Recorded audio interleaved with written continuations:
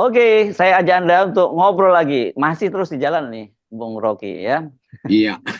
Nah, saya kadang ingin mengajak Anda untuk bicara ini soal sahabat Anda. Ini kelihatannya udah dipastikan Ibu Sri Mulyani itu tidak akan mengundurkan diri dari kabinet dan bertahan sampai akhir. Bahkan yang membuat saya sedikit terkejut itu adalah ketika Bu Sri Mulyani itu memberikan janji atau bahkan media-media menyebutnya memastikan bahwa dia akan mewariskan APBN yang sehat kepada pemerintahnya Pak Prabowo. Nah ini kan dia sama aja, dia berarti udah memastikan bahwa Prabowo jadi presiden. Yang kedua, menurut saya yang jauh lebih serius adalah gimana caranya ya Ibu Sri Mulyani memastikan bahwa APBN kita itu akan sehat yang diwariskan kepada Pak Prabowo. Sementara orang sekelas Pak Yusuf Kala saja sudah mengingatkan bahwa sekarang ini banyak sekali anggaran-anggaran yang mubazir, yang enggak anggaran-anggaran yang apa ya, yang pokoknya kacau lah untuk hal-hal yang tidak penting digunakan itu. Dan kita tahu kan pasti yang dituding proyek-proyek infrastruktur yang mangkrak dan ibu kota baru yang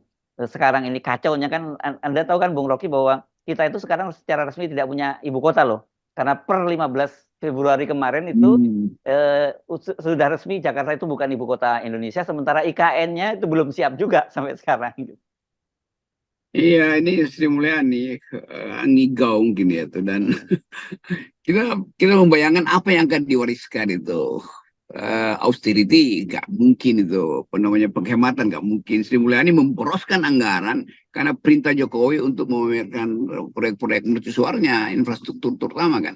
Jadi kalau Sri Mulyani bilang kami akan mewariskan, ya ada tuh kasir itu. Kan tetap anggaran itu dibuat berdasarkan konco-konco antara pemerintah dan DPR pada akhirnya kan. Kalau Ibu Sri Mulyani bilang, ya yang kami wariskan sistemnya. Loh, sistemnya itu justru memperlihatkan betapa pemborosan itu di dalam semua aspek mata anggaran itu diboroskan. Jadi apa yang mau diucapkan Sri Mulyani dan kita nggak ngerti apa yang dimaksud Sri Mulyani kami akan meninggalkan APBN yang berguna. Padahal sebetulnya kalau intinya adalah soal APBN yang sehat, kan kita bertanya tuh sumber APBN dari mana, kan itu soalnya tuh pajak-pajak yang tax rasionya nggak masuk itu, atau Sri Mulyani mungkin kasih keterangan bahwa ya APBN yang bagus itu kalau rasio utang terhadap pendapatan itu sekian persen tuh kita belum melampaui 3% misalnya. Kan semua itu angka yang dihasilkan justru oleh kebijakan Sri Mulyani yang tidak peka terhadap yang kita sebut kemasukakalan anggaran, kan itu dasarnya kan. Tetapi lebih dari itu, Sri Mulyani tidak berhak mengucapkan itu. Itu adalah hak presiden berikutnya untuk mengubah misalnya bukan APBN posturnya, tetapi sistem ekonomi itu.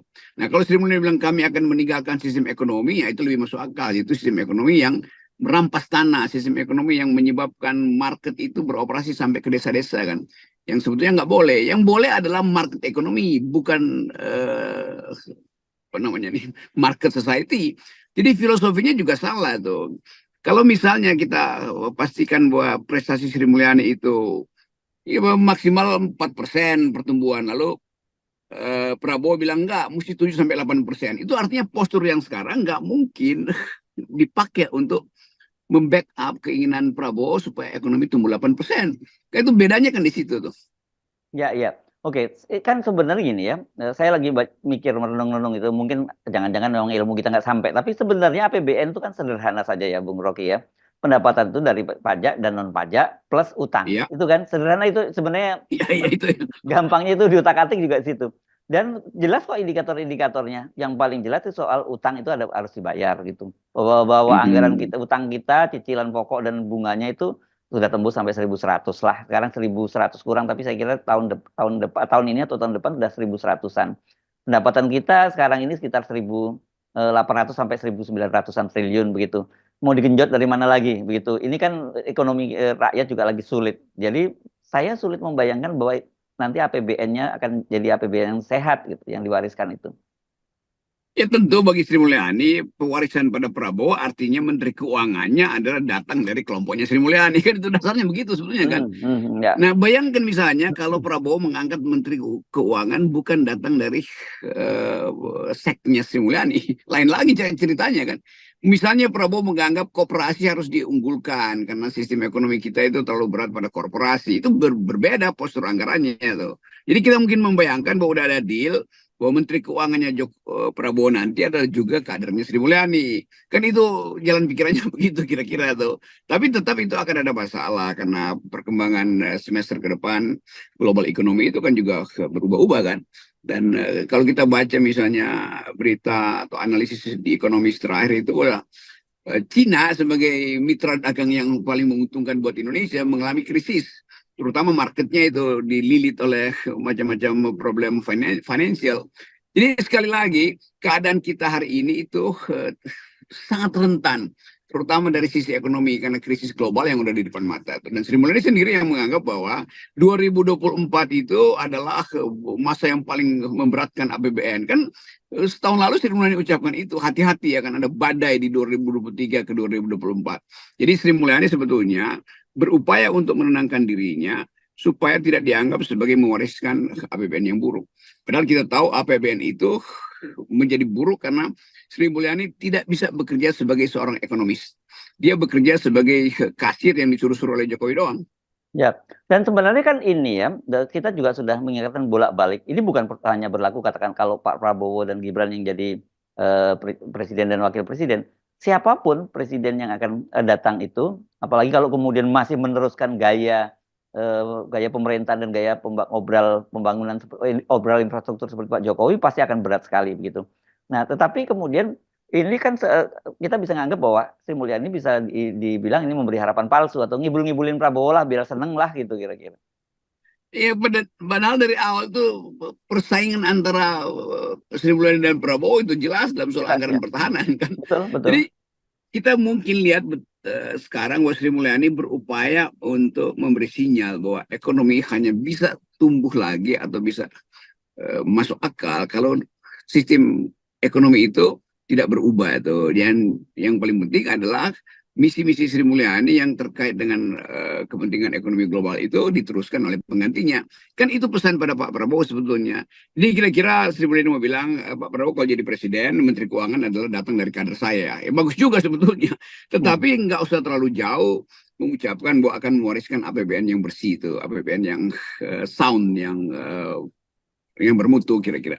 Dan itu yang memungkinkan kita menduga bahwa Sri Mulyani sudah diperintahkan mungkin oleh atau jangan kata diperintahkan, udah ada nego dengan Bank Dunia, dengan financial market supaya sodorkan nama pada Prabowo, yaitu orang yang dipercaya oleh global market. Kan cuma itu keterangannya tuh. Ya.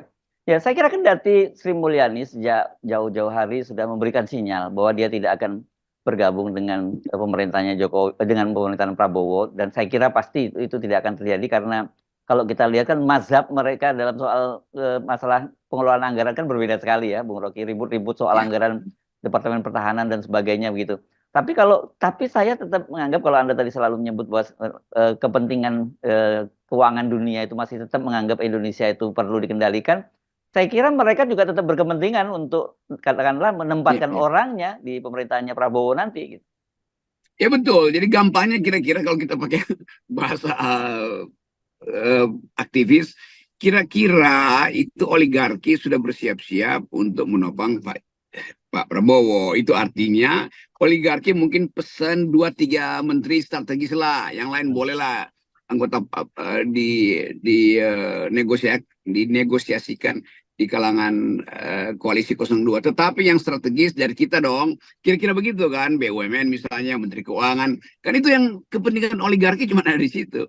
Jadi samar-samar kita membaca juga kepentingan oligarki diselundupkan melalui bahasa halus dari Sri Mulyani, bahwa kami akan wariskan APBN yang bermutu, APBN yang sehat pada Pak Prabowo. Saya kira itu juga adalah semacam sinyal dari oligarki, entah oligarki lokal maupun oligarki global, kan itu hanya itu tuh. Itu artinya kita tidak akan mengubah orientasi pada pertumbuhan, orientasi pada akumulasi.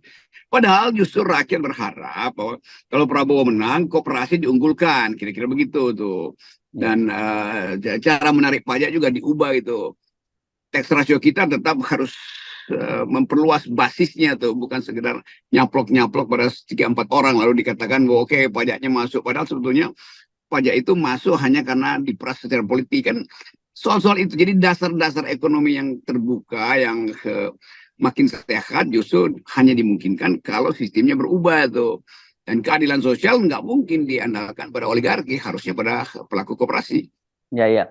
Dan kalau oligarki lokal mungkin permainannya lebih halus. Mereka main di belakang layar. Tapi kalau oligarki global kan sebenarnya bisa kita simak dari pernyataan pemerintah Amerika Serikat ya, Bung Rocky ya, yang tadinya menolak untuk memberikan ucapan selamat kepada Prabowo. Belakangan ini oke, menyatakan kalau nanti Prabowo yang terpilih, mereka siap kerjasama. Tapi tetap saja mengungkit masalah HAM. Saya kira kan ini bukan semata-mata mereka concern soal HAM. Ini mereka bisa menggunakan isu lingkungan, isu HAM, dan sebagainya untuk kepentingan-kepentingan bisnis mereka juga.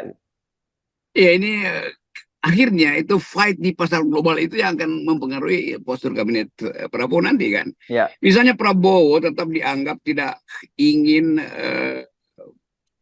namanya ekonomi itu terlalu dikendalikan oleh kepentingan pasar dunia tuh. Mesti ada proteksi pada produk dalam negeri dan sistem dalam negeri. Dalam soal hilirisasi misalnya, tetap Prabowo tidak ingin menerima desakan dari global market supaya bahan mentah pun boleh diekspor tuh demi prinsip-prinsip WTO perdagangan bebas. Jadi kelihatannya tekanan global itu justru mendorong Sri Mulyani untuk mencari cara supaya sistem yang ada sekarang itu tidak menyebabkan kepungan pasar nanti kan, atau tekanan pasar yang berlebih pada Indonesia. Itu masuk akal juga. Namun kita mesti lihat bahwa timnya Prabowo itu bisa berbeda sebetulnya dari sikap yang hendak diusulkan oleh Sri Mulyani. Jadi ini sebetulnya sinyal bahwa nego di dalam kabinet baru Pak Prabowo itu terutama soal kedudukan Menteri Keuangan atau mazhab Menteri Keuangan.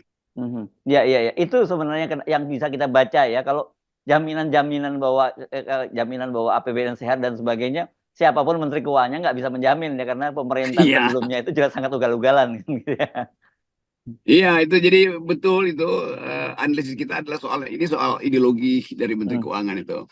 Orang juga mulai takut jangan-jangan Prabowo mengambil sikap yang drastis selalu ada nasionalisasi. Kan itu juga yang kita ingatkan betapa Prabowo di 2019 itu memaki-maki kapital internasional kan. Jadi sekali lagi poin-poin ini yang kita baca akhirnya politik Indonesia, yaitu khususnya pembentukan kabinet, tidak akan pernah steril dari intervensi global financial market. Oke, baik, terima kasih, Bung Rocky. Silakan lanjutkan perjalanan. Iya. Thank you. Salam akal sehat, salam APBN sehat. Salam APBN sehat.